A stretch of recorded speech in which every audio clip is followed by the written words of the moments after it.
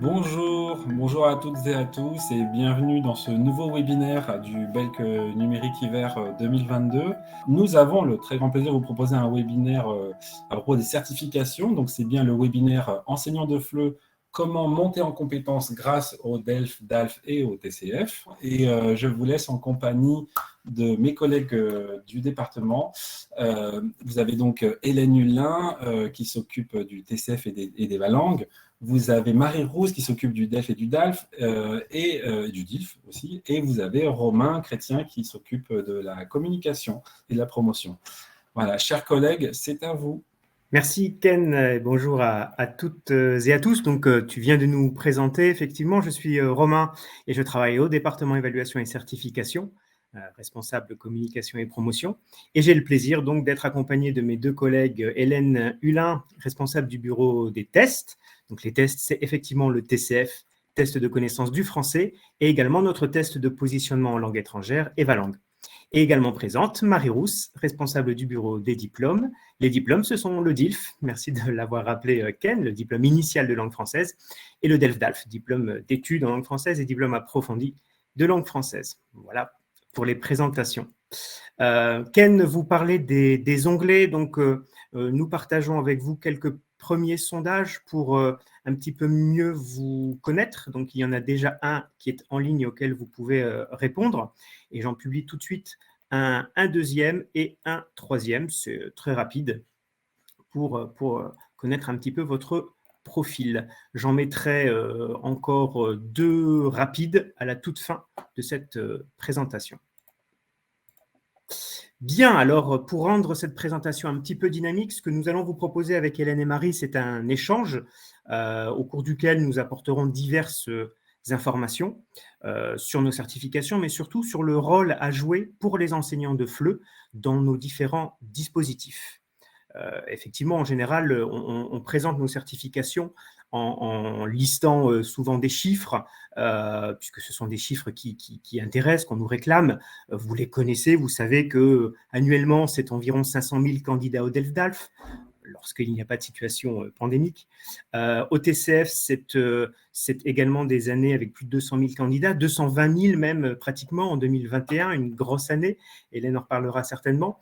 Mais il y a un chiffre que nous évoquons finalement assez peu et qui est fondamental pour nos dispositifs, c'est celui du nombre de professionnels qui interviennent directement et indirectement dans la passation des épreuves. Quand je dis professionnels, en fait, je pense bien évidemment aux enseignants de FLE. Donc, nous allons parler de vous, des enseignants, de votre rôle dans nos dispositifs, avec peut-être tout de suite une première question pour Hélène. Hélène, est-ce que tu pourrais nous dire, en ce qui concerne le TCF, en quoi le rôle de l'enseignant de FLE est important, en quoi il a sa place dans l'organisation du TCF? Bonjour à tous. L'enseignant de FLE dans le TCF. Alors, d'abord, en premier lieu, l'enseignant de FLE auprès des apprenants, c'est son premier rôle, c'est de préparer les candidats. On dit souvent, mais le TCF, c'est un test de positionnement, on ne peut pas s'y préparer. Il faut s'y préparer.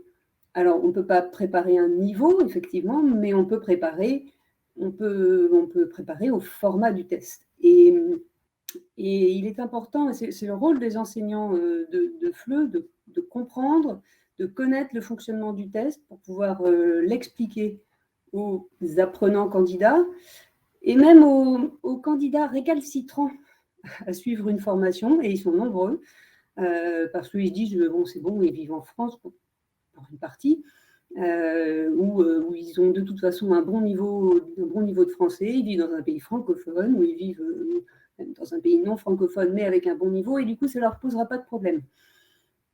Si, on le voit, et beaucoup échouent par manque de préparation, parce qu'ils sont perturbés par le premier système, parce qu'ils ne savent pas qu'il faut écouter la question après le document en compréhension orale, ça va les perturber, ils vont se tromper dans les premières questions, ils n'auront pas forcément le niveau qu'ils attendent ou que les destinataires, les utilisateurs finaux, les ministères de l'immigration notamment, attendent. Donc c'est le premier rôle de proposer des formations pour préparer les candidats du TCF et les apprenants, et puis aller récupérer les candidats récalcitrants, proposer des petites formations courtes pour les préparer.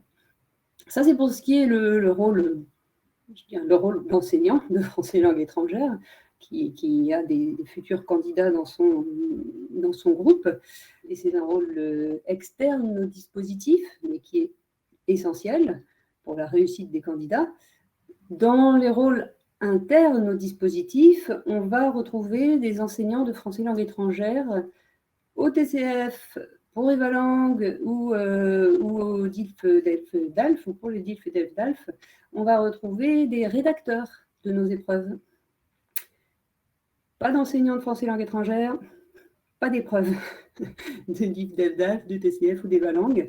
On travaille avec des rédacteurs, avec des enseignants de français langue étrangère qu'on forme, qu'on encadre, qu'on suit, et qui vont travailler selon les descripteurs, selon les obligations, les critères de nos tests qui seront suivis, qui auront souvent des retours sur la qualité de leur travail pour les rédacteurs, mais aussi au TCF pour les rédacteurs. Alors d'abord de compréhension écrite.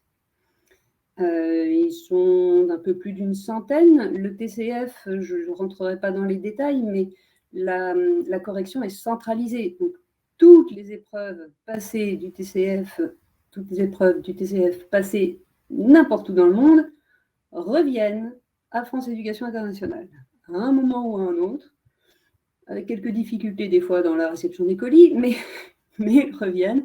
Et pour les expressions écrites, sont corrigées uniquement par des correcteurs recrutés, formés, encadrés par l'équipe de France Éducation Internationale, au bureau des tests en l'occurrence. Et tout ce petit monde va corriger, donc ils sont une centaine de correcteurs de l'expression écrite, et ces personnes vont corriger en ce qu'on appelle un double aveugle, c'est-à-dire que le deuxième correcteur ne saura pas, déjà il ne sait pas qu'il est le deuxième correcteur, et il ne sait pas ce que l'autre correcteur a mis à évaluer, comment il a évalué la production. Donc ça, c'est un chaînon essentiel au TCF, parce que pas de correcteurs, qui sont principalement, enfin 98% des enseignants de français langue étrangère, pas de correcteurs, pas de résultats et pas de délivrance de résultats et d'attestations. Et puis, on a aussi des examinateurs évaluateurs du TCF. Marie en parlera un petit peu plus, parlera des examinateurs, je pense, de l'expression orale du DIF-DELF-DALF. C'est un peu le même principe. En tout cas, ce sont des personnes charnières. Ils sont pour le TCF plus de 4000 actifs à travers le monde.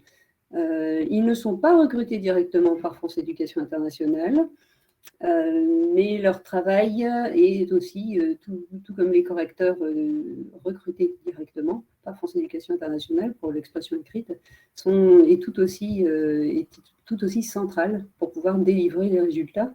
Parce que beaucoup de déclinaisons maintenant du TCF ont une épreuve d'expression écrite, orale aussi, obligatoire, les deux, les épreuves d'expression de manière obligatoire. Mais peut-être que je vais laisser Marie développer un petit peu plus cette idée d'examinateur centraux.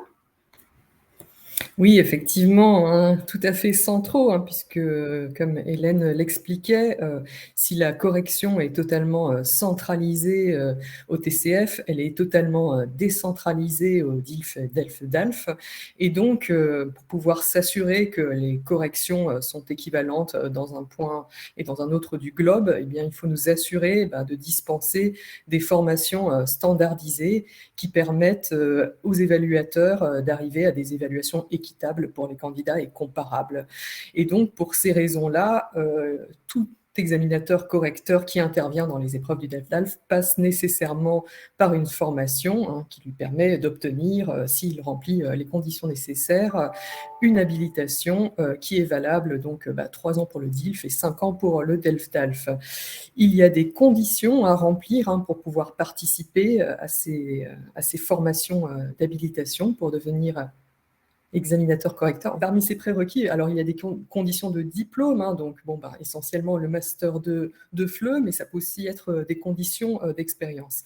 Et parmi les conditions de diplôme, on peut aussi combiner des conditions de diplôme et d'expérience quand on combine l'ancien format de la maîtrise avec une expérience professionnelle de 2 ans, ou alors, puisque nous sommes actuellement au BELC, de l'équipe du département de langue française qui développe également ProFLE+, donc les 4 modules obligatoires du parcours certifiant de ProFLE+, et puis une expérience de 2 ans. Ou sinon, uniquement une expérience professionnelle dans l'enseignement du FLE, mais assez soutenue sur 3 années. Voilà.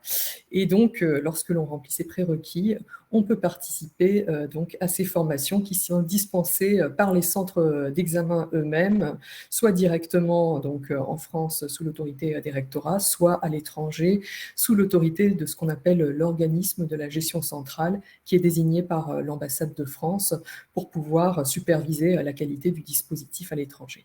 Donc voilà en gros le cadrage un petit peu administratif de ces formations-là. Et donc, pour vous donner un petit peu une idée de ce que ça représente, les examinateurs correcteurs habilités dans le monde, c'est plus de 36 000 personnes. Donc, c'est vraiment un effectif assez conséquent, puisque Romain le disait en introduction, en temps normal, c'est 500 000 passations annuelles, les DELF-DALF dans le monde. Et puis, bien évidemment, France Éducation Internationale ne peut pas former directement ces personnes-là. Donc, nous formons des démultiplicateurs de ces formations-là, qui sont donc les formateurs d'examinateurs correcteurs et qui, eux, actuellement, sont à peu près 1300 à avoir une attestation en cours de validité. Donc, effectivement, ça fait beaucoup de monde avec des modalités qui sont un petit peu différentes selon les stages, puisque, évidemment, les modèles de formation ne sont pas tout à fait les mêmes, puisque les compétences qu'on développe ne sont pas tout à fait comparables. Dans un cas, il s'agit vraiment d'évaluer, comme l'expliquait Hélène, les productions des apprenants, que ce soit donc en production écrite ou en production orale, ou alors la correction des épreuves de compréhension orale ou écrite. Et dans l'autre cas, il s'agit plutôt d'être dans de l'ingénierie de formation pour pouvoir développer des compétences de transmission de ces connaissances-là, d'animation, d'harmonisation aussi, puisque, comme le disait Hélène, nous passons toujours par une double correction pour les épreuves du DELF-DALF et notamment pour l'entretien des candidats, où il faut donc 2 examinateurs correcteurs qui doivent se mettre d'accord à l'issue de l'entretien pour la note qu'ils vont attribuer. Donc voilà, des compétences à la fois techniques, pédagogiques et de savoir-être qui sont assurées à travers ces formations-là. Merci pour vos réponses très complètes à toutes les deux. Donc, je vois qu'il y a déjà plusieurs questions et je vous en remercie. Je pense qu'on prendra le temps de la fin, l'échange, pour revenir peut-être sur ces questions-là, puisque beaucoup d'entre vous semblent intéressés à devenir examinateur correcteur. Donc, peut-être que nous pourrons à la toute fin récapituler un petit peu le chemin qui peut conduire à l'obtention d'une habilitation pour ensuite examiner, corriger nos épreuves. Je poursuis avec nos thématiques. Nous souhaitions aussi aborder le cadre européen commun de référence. Vous le savez, c'est un petit peu l'outil qui nous permet aussi de construire nos évaluations. Et puis, c'est un outil, on le connaît, on l'a lu et relu, qui aborde 3 thématiques, apprentissage, enseignement, évaluation. Donc, c'est aussi aujourd'hui un outil utilisé par les enseignants pour construire leur cours.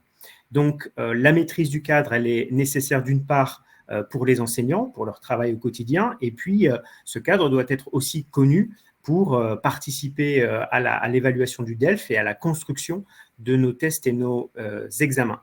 Donc, indirectement, ce que nous sommes en train peut-être de dire, c'est que l'acteur dans notre dispositif TCF ou DELF-DALF, eh bien, il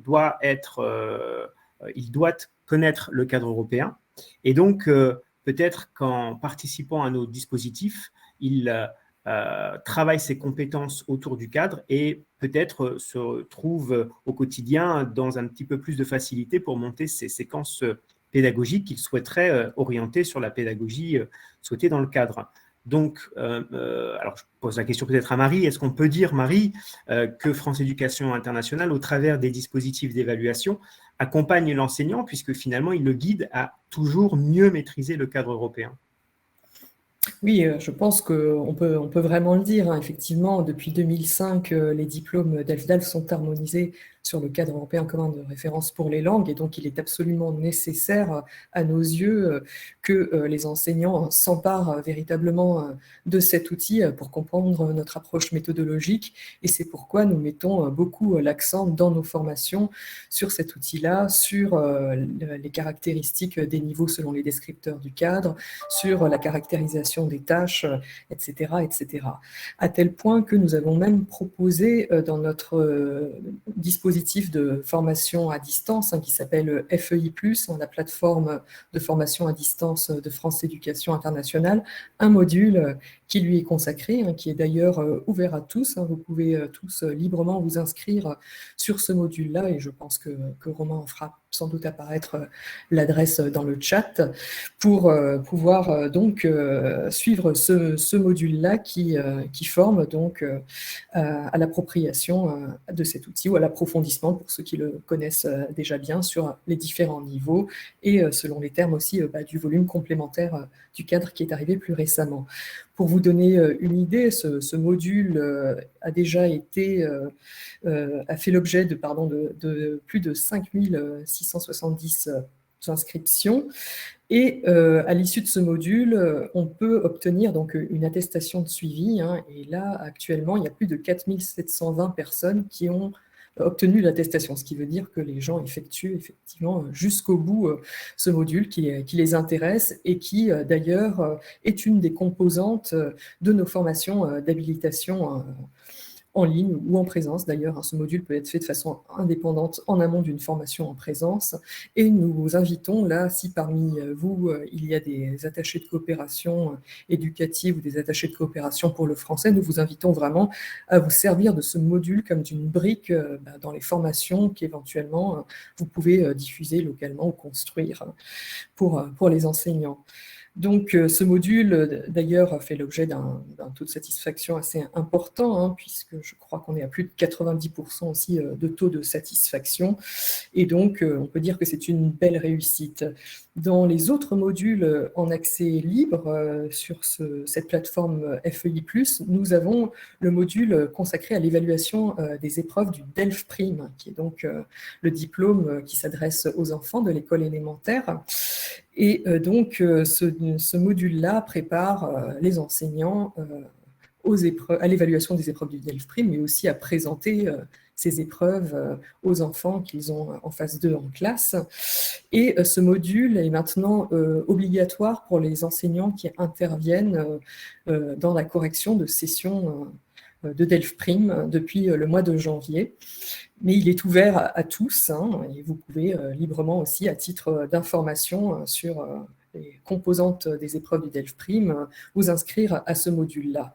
Ce module-là aussi connaît un vif succès, puisque 97%, je crois, des participants disent qu'à l'issue de ce module, le recommanderaient à un collègue, et 93%, pour revenir au module précédent sur le CRL, disent qu'ils en ont une application directe dans le cadre professionnel. Donc, je pense que ça répond assez pleinement à la question que Romain posait.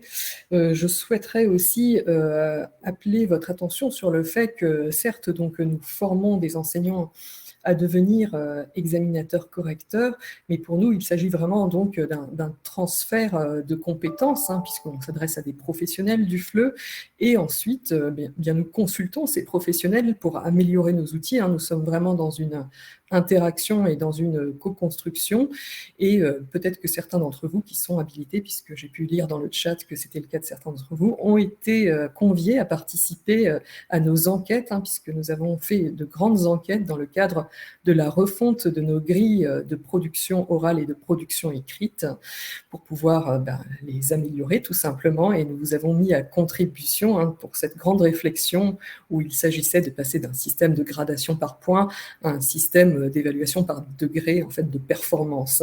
Et nous avons eu beaucoup de retours, ce qui est extrêmement encourageant. Il y a eu plus de 6000 participants, ce qui vous montre encore une fois le volume de données. Je pense que c'est assez inédit dans le domaine de la recherche d'avoir un échantillon aussi large. C'est en tout cas ce que nous disaient nos collègues psychométriciens de la cellule qualité expertise qui mène ces enquêtes.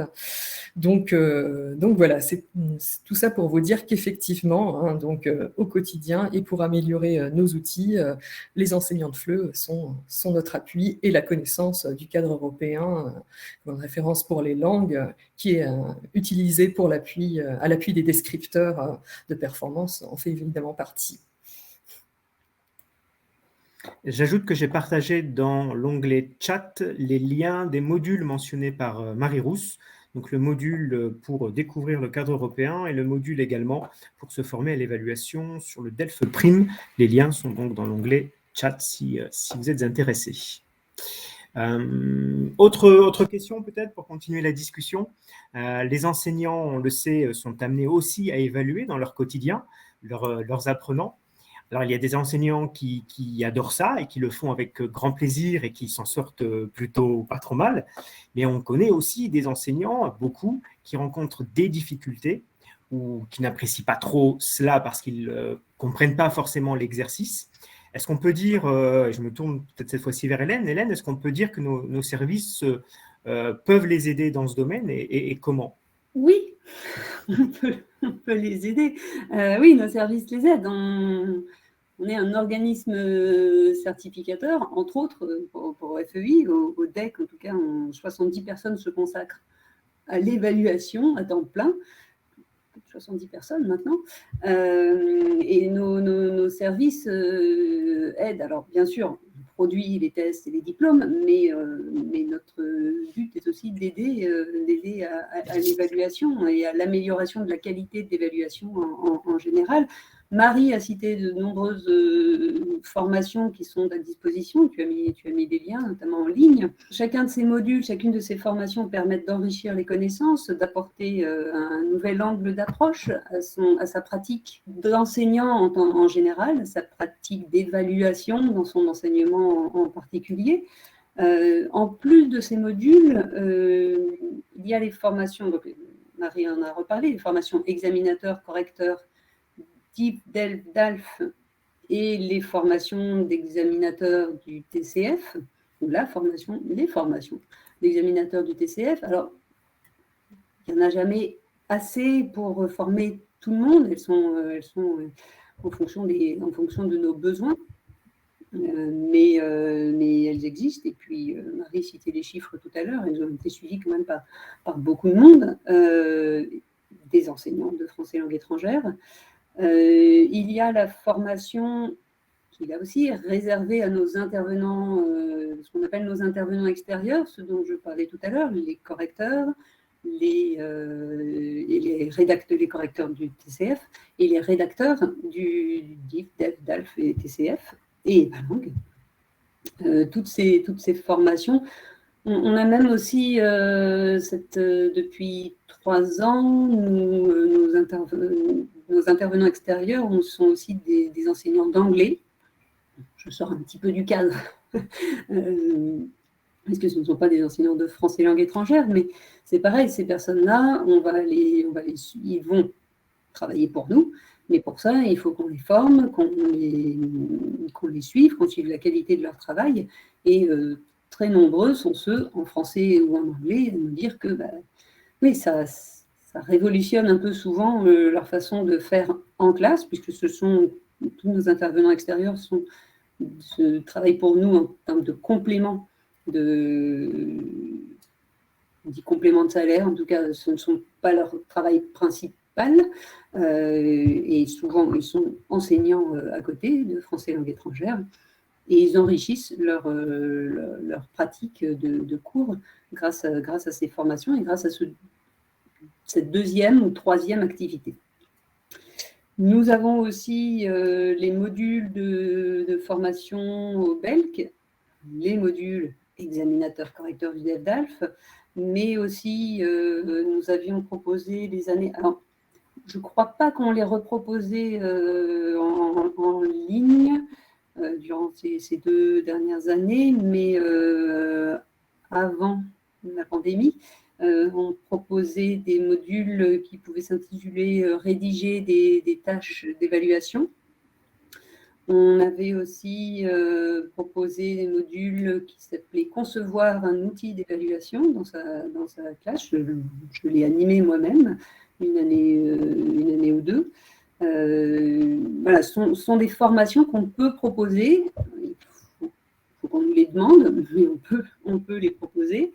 Et puis, il y a les accompagnements que notre cellule qualité et expertise mène auprès de ministères, auprès d'associations, auprès d'institutions diverses et variées, qu'elles soient de français langue étrangère ou très souvent de langues étrangères. On a accompagné, par exemple, un gouvernement, je crois que c'était un gouvernement, pour une formation, pour une évaluation de qualité en Swahili, une association pour la mise en place d'une évaluation en langue des signes. Notre spécialité, c'est l'évaluation. Donc, dès qu'on peut, ça demande du temps, mais dès qu'on peut, effectivement, on propose des outils, des formations en ligne, des formations en présentiel, pour accompagner toutes les personnes acteurs de nos dispositifs ou qui veulent eux-mêmes mettre en place des évaluations de qualité en langues étrangères principalement. Parce qu'en français langue étrangère, ce serait des évaluations aussi en classe, bien sûr, une évaluation de classe, bien sûr. Marie, est-ce que tu souhaites ajouter quelque chose ?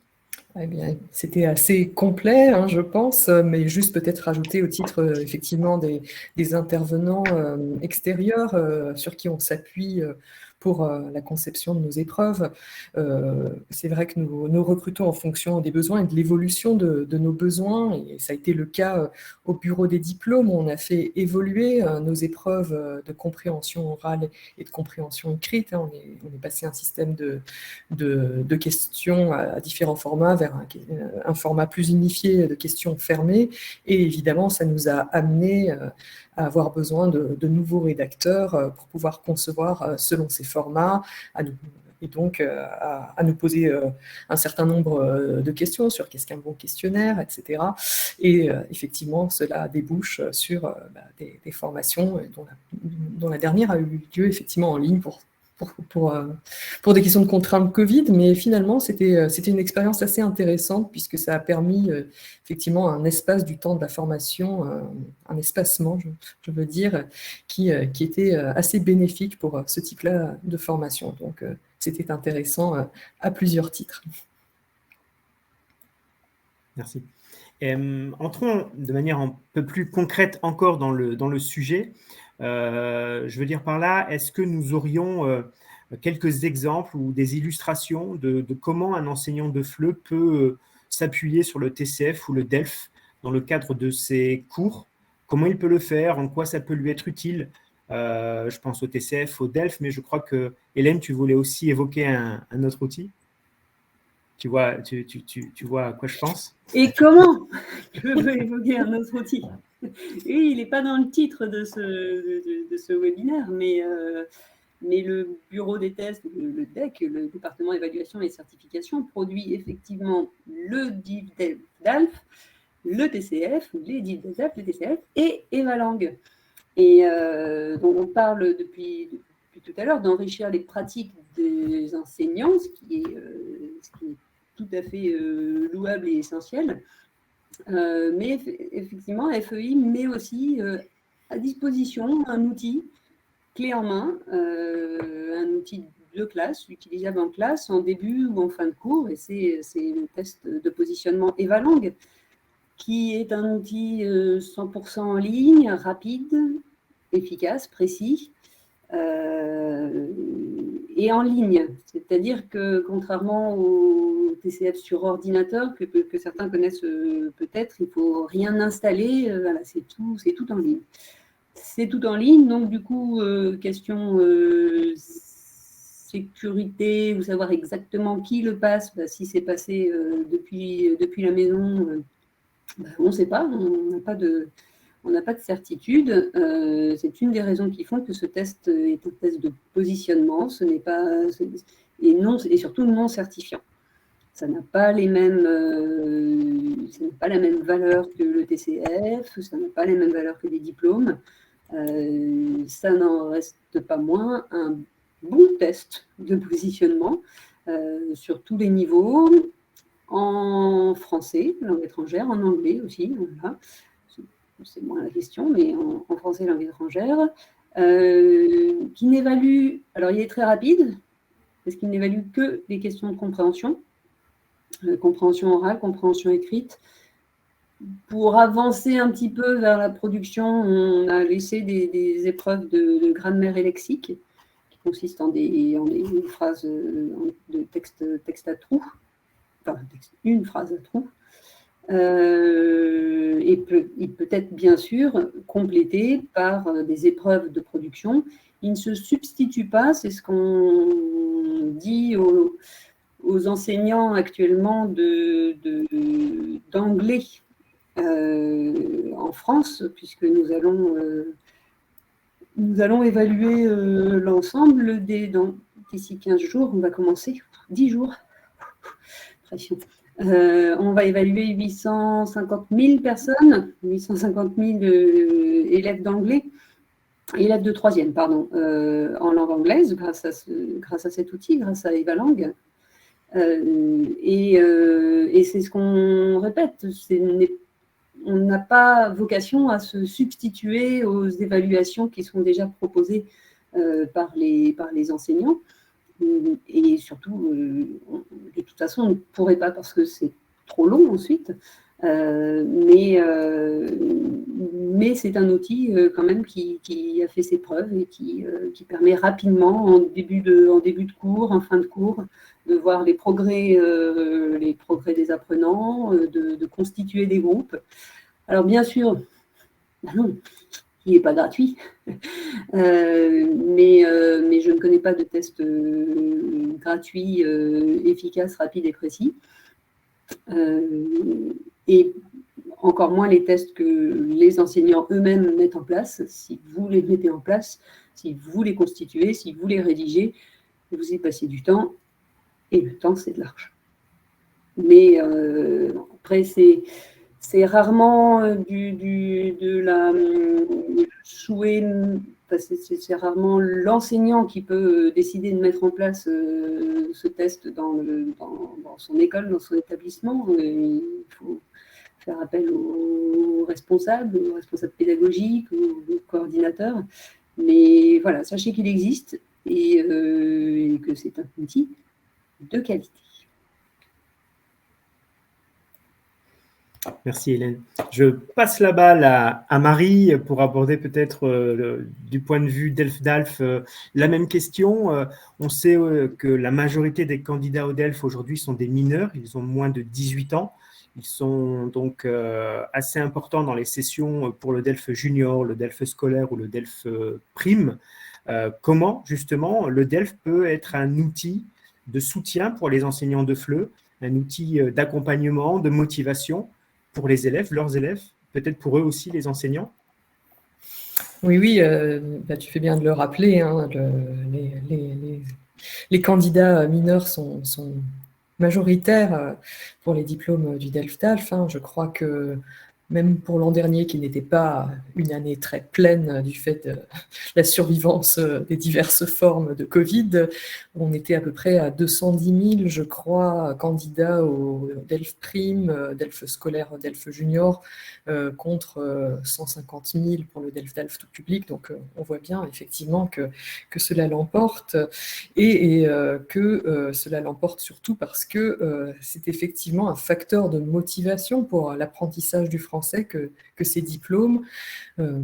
les attachés de coopération qui travaillent dans les différentes ambassades de France ont pu monter des accords de coopération avec les autorités éducatives locales pour implanter ces diplômes dans les cursus d'éducation locaux et d'où leur beau succès, hein. Alors, c'est des pays plus ou moins exotiques, hein, on pourrait dire. Pour le DELF scolaire qui a été proposé dans 43 pays l'an dernier, on trouve certes des pays d'Europe, hein, des grands pays que sont l'Espagne, l'Italie et surtout l'Allemagne, où le français a un statut particulier du fait des accords bilatéraux, mais on trouve aussi du DELF scolaire en Malaisie, et puis le DELF junior fait aussi l'objet de partenariats et largement diffusé dans des pays comme l'Égypte, par exemple, pour ne citer que celui-là ou la Grèce. Citons aussi la Grèce quand même, qui a un statut très important à ce niveau-là. Et donc oui, bien entendu, donc pour les enfants, c'est un facteur de motivation parce que c'est très souvent leur premier diplôme lorsqu'ils passent le DELF Prime. C'est un diplôme attractif, hein, la maquette comporte des dessins en couleur, ça dédramatise un petit peu le rapport à l'examen, en étant dans une approche ludique de l'apprentissage de la langue. Et puis, au-delà du candidat, c'est aussi un levier pour la formation continue des enseignants locaux de français langue étrangère, hein, puisque les formations d'habilitation donc, sont souvent intégrées dans des plans de formation soutenus par les ministères locaux. Donc voilà, double détente, sachant aussi, pour en revenir au DELF scolaire, qui n'est pas proposé uniquement à l'étranger, il a aussi une place importante en France, puisque près de 30 000 candidats le passent annuellement, et c'est aussi donc un diplôme qui a une vraie valeur d'intégration, on peut dire. Voilà. Moi, je voulais aussi citer peut-être 3 exemples de concours dont nous avons eu connaissance. Alors, ce ne sont pas des concours organisés par les services de France Éducation Internationale, mais par des dispositifs. Et je pense que c'était intéressant de conclure par ces exemples-là. Donc, ce sont des exemples assez récents, puisqu'ils ont été proposés dans le cadre des célébrations du 10e anniversaire du DELF Prime. Alors, le Prime, donc, c'est une déclinaison du diplôme DELF accessible notamment aux enfants scolarisés niveau élémentaire. Donc, ils ont à peu près entre 6-11 ans, nous dirons. Et en 2019, nous avons souhaité célébrer ce 10e anniversaire du DELF Prime. Et donc, je vais citer trois pays pour illustrer un petit peu des exemples concrets de ce qui peut se faire autour du DELF. Je sais que beaucoup d'autres pays ont également organisé quelques actions, mais je me base sur ces 3-là, disons. 3 pays que nous connaissons bien et que nous avons donc largement soutenus dans ces actions-là, soit des actions, des projets mis en place sous l'impulsion d'une structure du réseau français, donc soit par la coopération éducative de l'ambassade ou par une alliance française ou un institut français, mais parfois aussi sous l'impulsion d'établissements locaux, donc des structures publiques qui peuvent parfois organiser du DELF scolaire et du DELF Prime. Le premier pays auquel je pense, c'est l'Espagne, qui en 2019 a élaboré un concours qui invitait les écoles à créer avec leurs élèves donc de français une BD pour souhaiter un bon anniversaire aux mascottes DELF Prime. Et nous avons même été conviés nous-mêmes au jury final pour sélectionner les meilleures BD. Et puis, les différentes écoles, donc notamment publiques en Espagne, ont reçu divers lots de la part de la coopération, de l'ambassade, de l'organisme en charge du DELF en Espagne. Et puis nous aussi, depuis Sèvres, en France, nous avons envoyé quelques objets pour soutenir cette action et puis féliciter les écoles et les enfants de leur travail. Il y a eu aussi un concours lancé en Pologne, par exemple, et là, c'était autour de l'écriture d'une carte postale Joyeux anniversaire, pour une fois encore les mascottes du DELF Prime. Et puis aussi un concours lancé en Italie, par exemple, qui là a mêlé l'anniversaire du DELF Prime et aussi la thématique de la protection de l'environnement. Ça s'appelait Le Prime pour la planète. Et c'était très bien amené, ce concours, puisque c'était une façon de sensibiliser les élèves à l'examen à venir, et puis peut-être aussi un petit peu les déstresser face à leurs épreuves, et puis en même temps mêler ça à des thématiques qui sont largement abordées aussi soit du côté des manuels de FLE, soit par les enseignants, parce que c'est l'actualité, la protection de l'environnement, et les enfants, ils sont sensibles, ou en tout cas, il faut les sensibiliser. Voilà, donc ce sont 3 exemples-là que j'aborde très, très rapidement pour vous montrer que le DELF peut aussi être parfois prétexte à un projet à caractère authentique, ou en tout cas, dont l'objectif est de mettre en pratique les connaissances des élèves et de les accompagner tout doucement vers ce chemin de la certification. Voilà. Écoutez, je crois que nous avons déjà apporté beaucoup d'informations et le temps passe très vite. Peut-être qu'on va passer à vos questions aussi, qui sont toutes très pertinentes et intéressantes. Pour vous donner les résultats des premiers sondages, parce que je ne sais pas si vous les voyez, les résultats, mais ça peut vous intéresser, et je les trouve plutôt rassurants, en tout cas les réponses, parce que vous nous dites que vous êtes là notamment pour acquérir de nouvelles compétences, ou en tout cas améliorer vos pratiques d'enseignement. C'est ce que vous cherchez lorsque vous cherchez à mieux connaître nos certifications. C'est derrière cela, travailler vos compétences d'enseignant FLE. C'est tout à fait rassurant. Vous nous dites aussi quasiment à l'unanimité que les certifications peuvent apporter beaucoup dans vos cours de FLE. C'est une donnée que je juge très, très intéressante. Et puis, vous êtes bien évidemment, sans surprise, largement enseignant de FLE ici. Et puis, vous êtes quasiment la moitié à ne pas avoir d'habilitation pour corriger le DELF ou le TCF. Alors justement, transition, peut-être qu'on peut rappeler rapidement, Marie, si tu réussis en 1 minute ou 2 à synthétiser le chemin pour parvenir à une habilitation, comment on fait pour accéder à un stage d'habilitation? Tu peux nous résumer ça? Parce que je sais que c'est assez compliqué.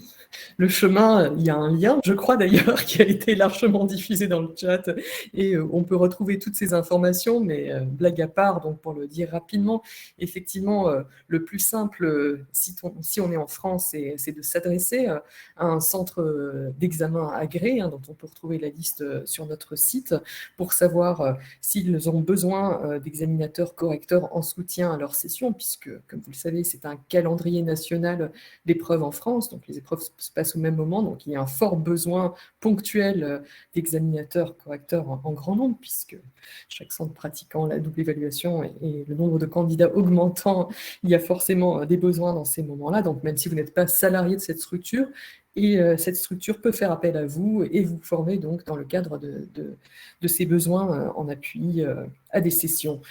Si vous êtes à l'étranger, là, je vous conseille de vous adresser plutôt à l'organisme de gestion centrale, dont j'expliquais tout à l'heure qu'il était désigné donc, par les services culturels de l'ambassade pour chapeauter le dispositif DELF-DALF, pour vous renseigner donc, selon votre ville de résidence sur le centre d'examen le plus proche ou celui qui aurait le plus besoin d'examinateurs correcteurs, et de faire valoir donc vos titres et diplômes.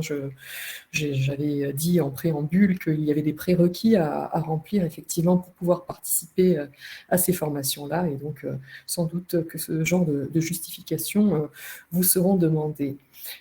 Par ailleurs, donc, ponctuellement, France Éducation Internationale propose, dans le cadre des BELC, comme celui qui a cours en ce moment, des habilitations d'examinateurs correcteurs.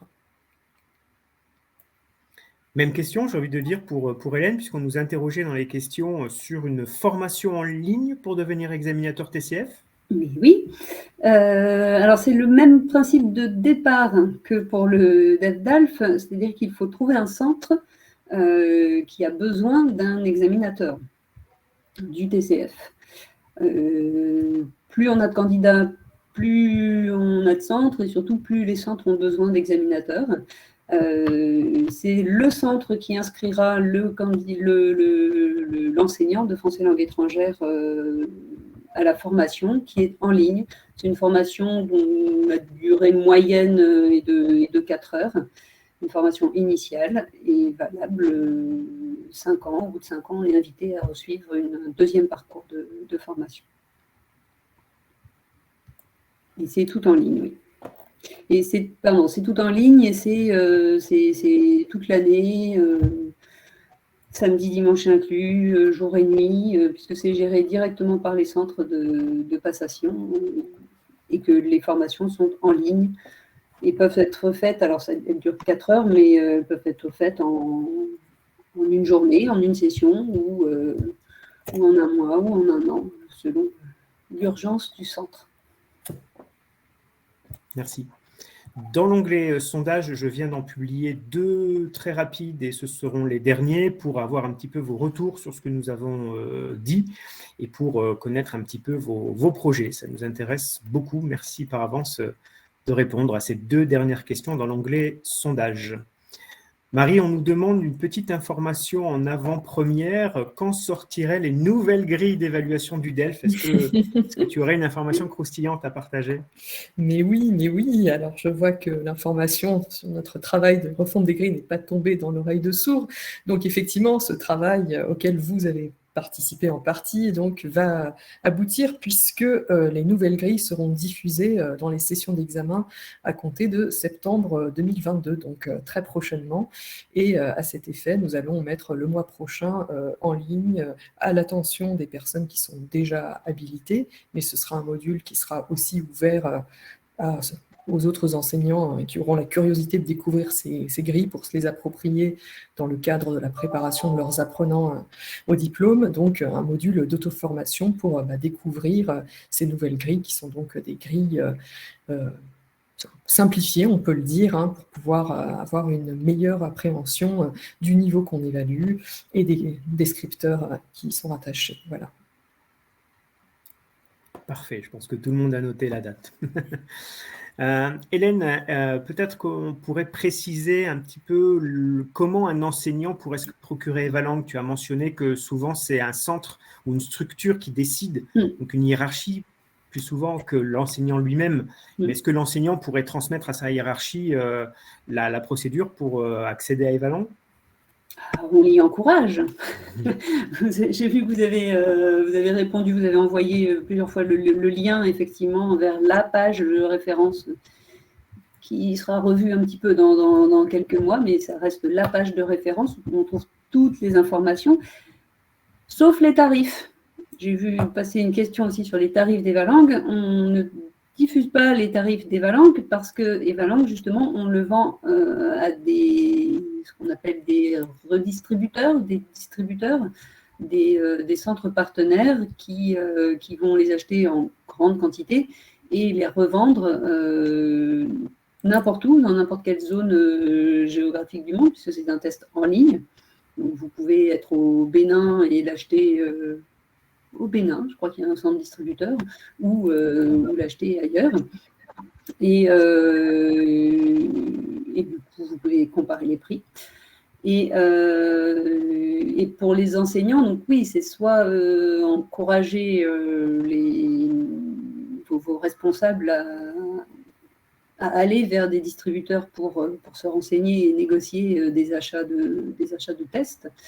Raison pour laquelle j'ai vu tout à l'heure aussi quel était le lien pour accéder au test. Il n'y en a pas, parce qu'il faut l'acheter, le test, pour avoir le lien. Par contre, il y a un entraînement ou une démonstration sur le site evalang.fr. Et ensuite, les enseignants à titre personnel peuvent aussi se rapprocher de distributeurs qui revendent soit à des entreprises, des écoles, des centres de formation, soit à des particuliers.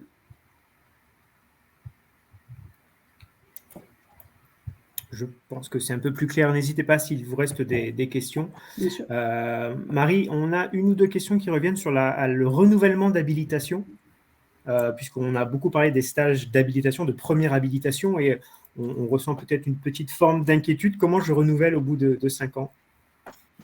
Alors, toute la question est de savoir si je renouvelle au bout de 5 ans. Si je renouvelle au bout de 5 ans, je suis encore dans les temps, puisque en fait, il y a des modalités différentes selon effectivement le délai dans lequel on effectue ce renouvellement.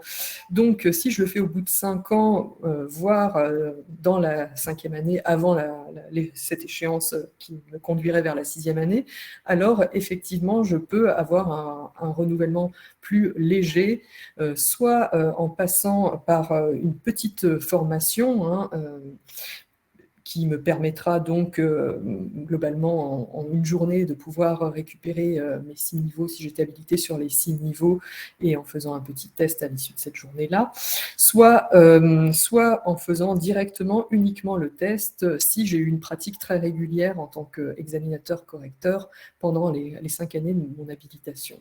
Voilà, donc il y a 2 modalités si on est encore entre la 5e et la 6e année de l'habilitation. En revanche, là, si j'ai dépassé le cap de la 6e année, alors je suis considérée comme devant passer une nouvelle fois par une primo-habilitation.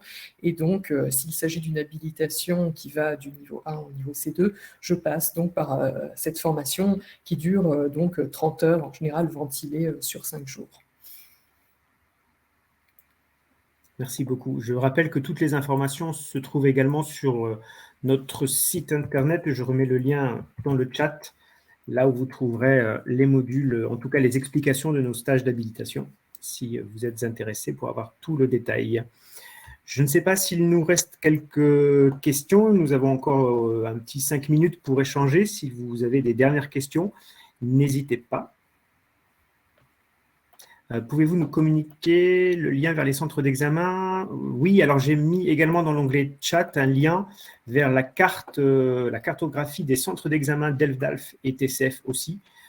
Sur notre site internet, vous les retrouvez donc par pays, directement sur la carte ou dans une option qui s'appelle liste, si vous voulez les chercher sous un format liste par pays, pour trouver donc les coordonnées des centres d'examen et des gestions centrales du DELF-DALF également. Avez-vous quelques dernières questions? Voit-on les réponses au sondage, peut-être? Oui, alors les derniers sondages, montrent que globalement, vous aimeriez travailler vos compétences pour évaluer la production orale du TCF. Donc, on voit un intérêt sur votre participation à la PO du TCF. Ça pourrait vous être également utile dans votre quotidien et pourquoi pas pour participer à des sessions du TCF. Globalement, c'est cela. Et puis, vous cherchez aussi toujours à mieux maîtriser le cadre européen. C'est votre deuxième réponse. Donc, n'hésitez pas à vous connecter au module cadre européen sur FEI+.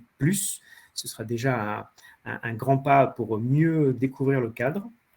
Et puis, la question après cette intervention, participeriez-vous à une formation? Vous dites plutôt oui.